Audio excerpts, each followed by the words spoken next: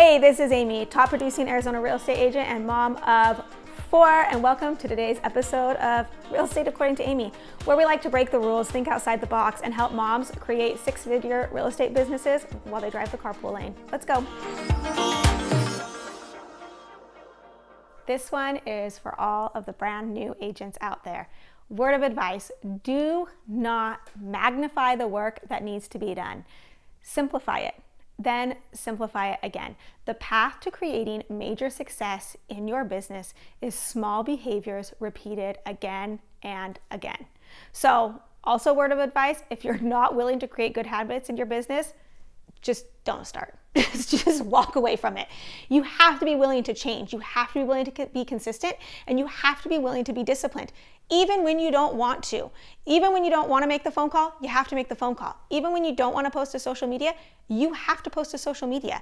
Even when you don't want to hold an open house, you've got to hold an open house. You have to understand that time becomes your ally when you have really, really good habits. So let me put this in story form for you. I love a good story. Here's my story. When I started back in real estate, I knew I was going to use social media. And the one thing I decided to do really consistently was to put HGTV in people's pockets. And so I would seek out builders that would allow me to tour their model homes, or developers to tour their custom homes. And I would share a home tour every single Tuesday. Now, I'm going to go ahead and age myself here just a little bit and let you know that this was like way back when on Instagram, when you had to post in stories like in real time, right? Like, remember that? Can you just clear the fog, think back a couple of years to when you had to literally like share, like record it in Instagram and share it right then? Yeah. So think about that for a second. That means that every single Tuesday, I had to drive to a model home or have an appointment with a developer to walk his custom home, like in real time, every single Tuesday. I literally did this for months. Let's say you do it for 4 months, there's 4 weeks in a month, 16 weeks in a row, right? That's how you be successful. That's how you do it. It's just like the same as someone saying like, oh yeah, I'm gonna get in great shape, get a gym membership, and then they don't go to the gym. Like, this principle is across the board. So you've got to figure out what you're gonna do to be consistent. So here are a couple of things I would suggest for brand new agents in your first 30 days. One, if you're gonna use social media, for sure, I love home tours. I love home tours. Everyone, I mean, have you seen the show on HGTV, House Hunters? Have you noticed that it literally is on every time you turn on the TV, it feels like? They're not even showing cool houses. People just like walking through houses. So how can you put that in their pocket? Put it in their pocket. It's really easy, okay? Even better, if you want to do home tours, batch them. Go and record, take an afternoon, and you can go and record 5 of them, and you have 5 weeks worth of content now for that one thing, okay? Home tours is a great option for first-time agents wanting to get in the business. You have to show up on social media as an agent, and then people start thinking of you as an agent. The statistic that I read that made me for sure committed to using social media in my business was that while every consumer knows half a dozen or a dozen agents, when it comes time to buy or sell, they only choose between 2. So it really becomes a matter of staying top of mind, and then you've got a 50-50 shot. Those are great odds. I would take those odds all day long. So it really becomes a numbers game, and how do you stay in front of that person, okay? So if you're gonna do social media, do home tours, show up every single day, educating and creating value for your ideal client.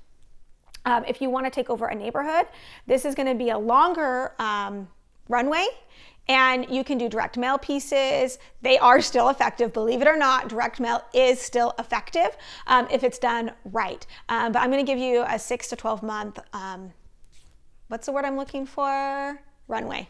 Runway is the word I'm looking for. Runway for that to start paying dividends, right? The other thing that you should start doing is open houses. You should sit an open house every single weekend. If you don't have an open house to sit, find someone in your office, find a listing agent that will partner with you. If you're at EXP with me, I always let my EXP agents sit my open houses because it's good for them, which is then good for me.